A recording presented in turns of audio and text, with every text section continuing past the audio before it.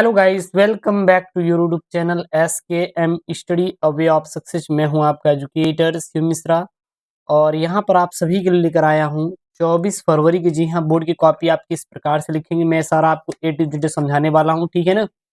आपको answer to कैसे लिखना है आपके अपने बोर्ड एग्जाम की कॉपी में, तो इस वीडियो को आप पूरा वॉच करिएगा और वीडियो को लाइक करिएगा, चैनल को सब्सक्राइब जरूर कर दीजिएगा। PDF Telegram channel SKM study पर आपको PDF मिल जाता है। PDF ज्वाइन करने के लिए टेलीग्राम का लिंक डिस्क्रिप्शन बॉक्स के अंदर दिया गया, जाके ज्वाइन कर लीजिएगा। सबसे पहले ध्यान दीजिएगा, आपका पेपर होता है कुछ इस प्रकार से। आप देखेंगे यहाँ पे 302 DP पेपर कोड रहेगा, 100 नंबर का पूर्णांक रहेगा। 2025 हिंदी का पेपर रहेगा। पास होने के लिए 3 घंटे 15 मिनट चाहिए।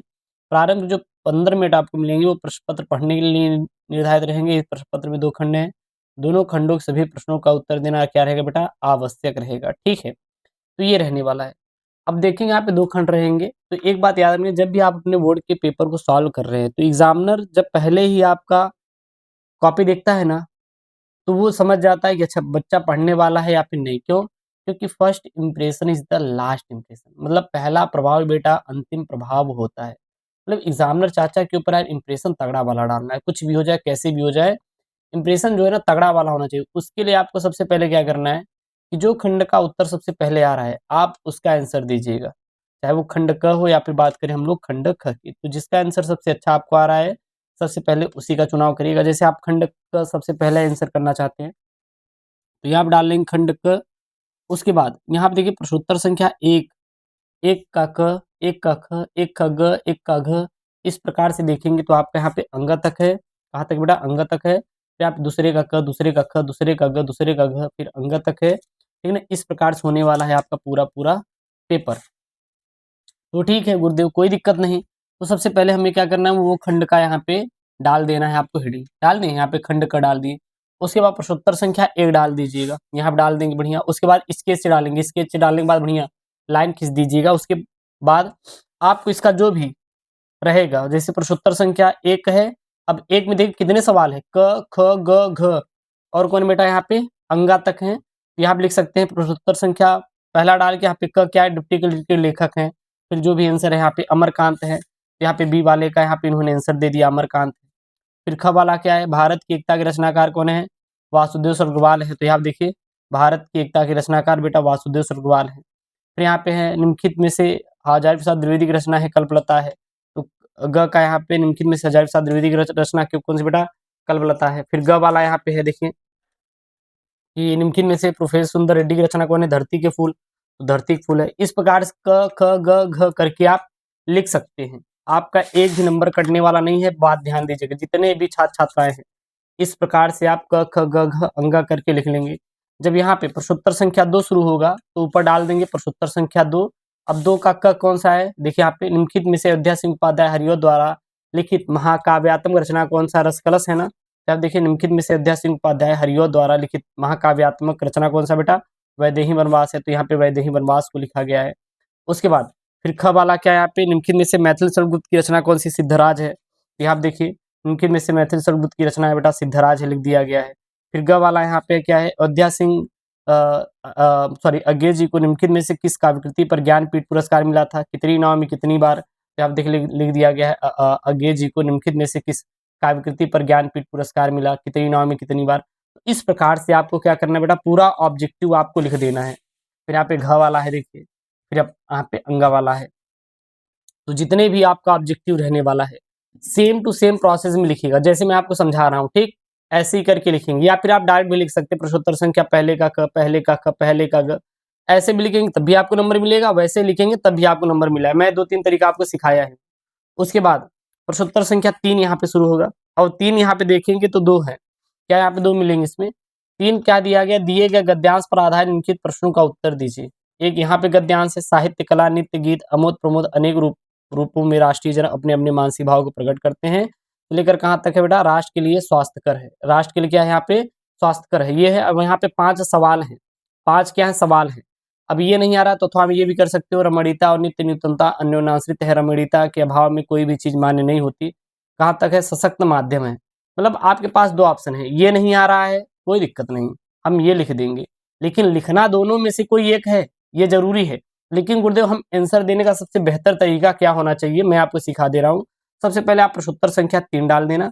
उसके बाद जो भी करना चाहते हैं, ये करना चाहते हैं, ये करना चाहते हैं। मान लीजिए ये करना चाहते हैं, तो शुरू का ले लेना साहित्य, कला, नृत्य, गीत, अमोद, प्रमोद डॉट डॉट डॉट डॉट कहाँ तक बेटा, यहाँ पे स्वास्थ्यकर है। देखिए यहाँ पे साहित्य, कला, नृत्य, गीत, अमोद, प्रमोद डॉट डॉट डॉट डॉट स्वास्थ्यकर है। इसके लिखने का तात्पर्य ये होता है कि हाँ, एग्जामिनर चाचा समझ जाएगा कि अच्छा बच्चा जो है इसका आंसर दिया है, क्योंकि 2 है ना, तो 2 में इसको एक ही देना है, तो लिख देंगे। उसके बाद यहाँ पे का क्या है, राष्ट्रीय जन अपने-अपने मानसिक भाव को किन-किन रूपों में प्रकट करते हैं, ढूँढ-ढूँढ कर लेंगे यहाँ पे। देखिए, साहित्य, कला, नृत्य, गीत, अमोद, प्रमोद अनेक रूपों में राष्ट्रीय जन अपने-अपने मानसिक भाव प्रकट करते हैं, तो लिख देंगे यहाँ पे। साहित्य, कला, नृत्य, गीत, अमोद, प्रमोद अनेक रूपों में राष्ट्रीय जन अपने-अपने मानसिक भाव को प्रकट करते हैं। फिर यहाँ पे ख वाला क्या है, संस्कृति के आनंद पक्ष को कौन स्वीकार करता है? तो जो व्यक्ति सहृदय है वह प्रत्येक संस्कृति के आनंद पक्ष को स्वीकार करता है। देखिए, जो व्यक्ति सहृदय है वह प्रत्येक सांस्कृतिक पक्ष को स्वीकार करता है और उससे आनंदित होता है। तो इस प्रकार से आपको क्या करना है, अपने पूरे गद्यांश का उत्तर देना है। पूरे गद्यांश का जितना भी आपका गद्यांश देखिए, सभी गद्यांश का यहाँ पे आपको उत्तर देखने को मिल जाएगा। देखिए ग, घ और अंगा, इस प्रकार से आप गद्यांश कर लेंगे। जैसे ही हमारा ये खत्म हो जाएगा, जैसे ही हमारा ये खत्म हो जाएगा, तो आप किसको बेटा शुरू करेंगे, यहाँ पे पद्यांश आएगा। देखिए बहुत कम टाइम में आपको बता देंगे, परेशान मत होइए, बहुत ज़्यादा आपको टाइम लॉस नहीं करना है, क्योंकि टाइम बेटा लिमिट है। अभी ये है कि आप कहीं पे 10 घंटे बताते रहें कि ये लिखना है, ऐसे लिखना है, क्या मतलब है? मेन देखते, बाकी तो हम आपको सॉल्व करा ही रहे हैं, आपको क्वेश्चन बैंक पूरा सॉल्व करके, ठीक है। उसके बाद यहाँ पे क्या है कि दिए गए पद्यांश पर आधारित निम्नलिखित प्रश्नों का उत्तर देना 10 नंबर का है। पद्यांश क्या है, यहाँ पे 2 है। कहते आते थे यही अभी नरदेही, माता न कुमाता, पुत्र कुपुत्र भले, इसे लेकर कहाँ है, एक अभागिन रानी। अब ये नहीं आ रहा तो अथवा में देखिए, अथवा में करके ये दिया हुआ है, ये कर सकते हैं। क्या यहाँ पे, यह मनुज जो सृष्टि का श्रृंगार, ज्ञान का, विज्ञान का, आलोक का आकार, आगार से लेकर कहाँ तक है, यहाँ पे वही ज्ञानी विद्वान, वही ज्ञानी विद्वान। तो यहाँ पे 2 है, दोनों में से किसी एक का आंसर देना है हमें, दोनों में से किसी एक का आंसर देना है। अब आपके ऊपर चॉइस है कि आप किसका आंसर देना चाहते हैं। जिसका भी आपको आंसर देना है बेटा, जिसका भी आपको आंसर देना है, आपको क्या करना है, सबसे पहले उसको लिख लेना। जैसे मान लीजिए हम चलिए इसका आंसर देना चाहते हैं, यही ये वाले, तो हम सबसे पहले प्रश्नोत्तर संख्या डाल लेंगे ऊपर। क्या डालेंगे बेटा, प्रश्नोत्तर संख्या डाल लेंगे। प्रश्नोत्तर संख्या क्या डालेंगे, 4 डाल देंगे। डालने के बाद देखिए कहाँ ये कर रहे हैं ना, कहते आते थे अभी यह नरदेही, यहाँ तक करेंगे। फिर dot dot dot dot last में कहाँ तक है, एक अभागिन रानी। तो देखिए कहते आते थे अभी नरदेही डॉट डॉट डॉट डॉट अभागिन रानी। अब यहाँ पे देखिए 5 सवाल हैं। अभी नरदेही अभी तक क्या कहते आते थे, तो देखिए तीसरे का क, प्रश्नोत्तर संख्या चौथे का क, ख, ग, घ, इस प्रकार से आप दे सकते हैं, कोई इशू नहीं है। तो नरदेही अभी तक यह कहते आते थे, चले आ रहे थे कि पुत्र भले ही कुपुत्र हो जाए, किंतु माता कभी भी कुमाता नहीं होती। इस प्रकार से क का आंसर देंगे, ख का, ग का और घ का। यहाँ पे फिर रेखांकित अंश की व्याख्या।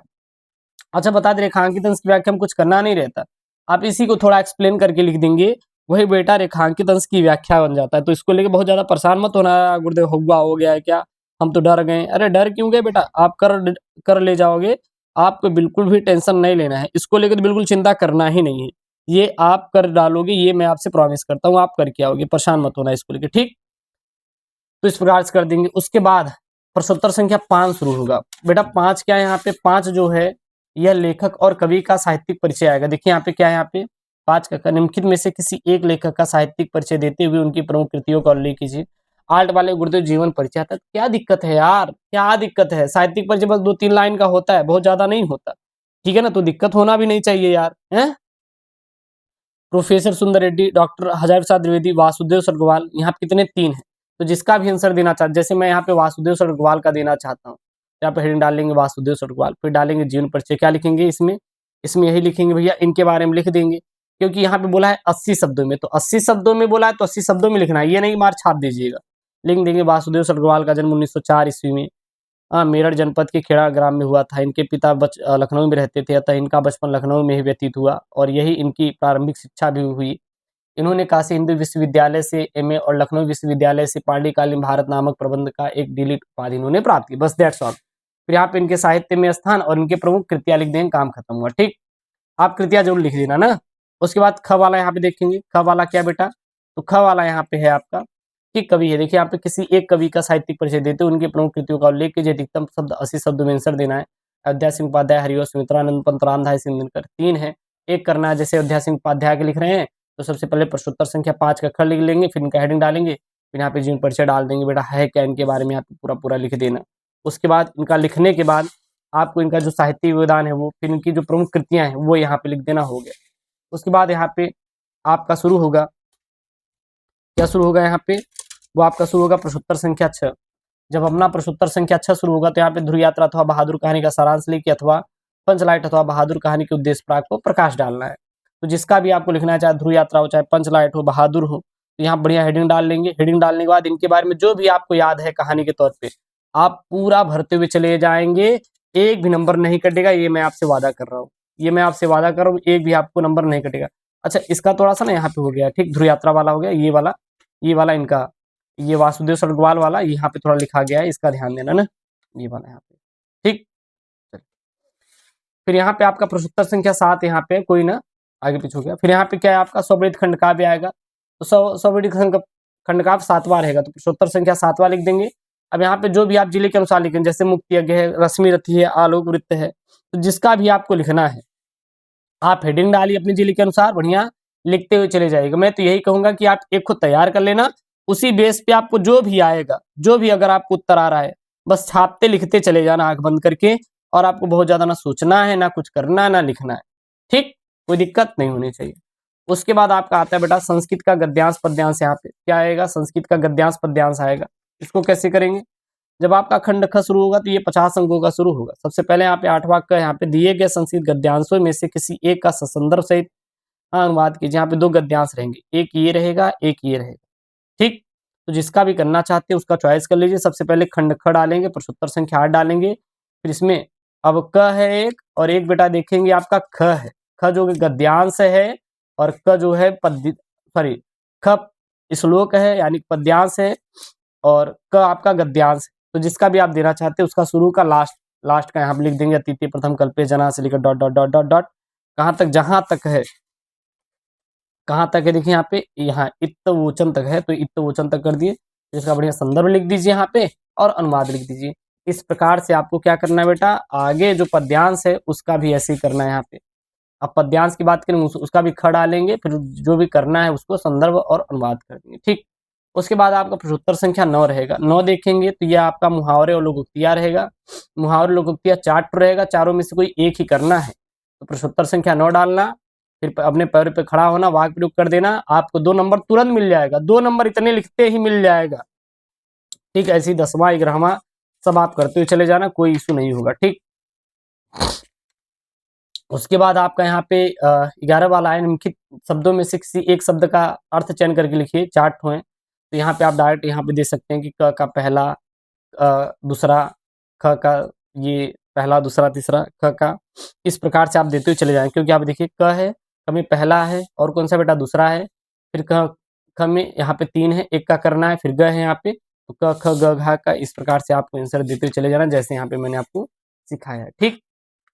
उसके बाद आपका यहाँ पे शुरू होने वाला है बेटा रस छंद अलंकार।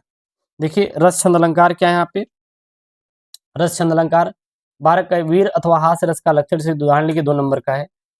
फिर ख वाला है अनुप्रास अथवा यमक अलंकार का लक्षण से उदाहरण लिखिए। उसके बाद यहाँ पे ग वाला है दोहा अथवा चौपाई छंद का लक्षण से उदाहरण लिखिए, 2 नंबर का है। तो देखिए प्रश्नोत्तर संख्या 12 का क, ठीक, लिख दिए यहाँ पे हास्य रस का लक्षण से उदाहरण, यहाँ पे लिख दिए। फिर अनुप्रास अलंकार ख लिख दिए मैंने यहाँ अनुप्रास अलंकार, या फिर इसको भी ऐसे डिवाइड कर सकते हैं, प्रश्नोत्तर संख्या 12 का क, प्रश्नोत्तर संख्या 12 का ख, या फिर प्रश्नोत्तर संख्या 12 डाल के क ख इस प्रकार से ग लिख सकते हैं पूरा रस छंद अलंकार, ठीक। ऐसे भी लिख देंगे बढ़िया, दोहा लक्षण और उदाहरण। आप मात्रा लिखिए चाहे ना लिखिए कोई दिक्कत नहीं, अगर उसमें दिया है मात्रा बोला है, देखिए यहाँ पे मात्रा नहीं बोला है तो आपको मात्रा लिखने की जरूरत नहीं, अगर बोला है तो आप लोग मात्रा जरूर से जरूर लिख देना। उसके बाद आपको क्या करना है बेटा, आपका आएगा पत्र लेखन। क्या आएगा, पत्र लेखन आएगा।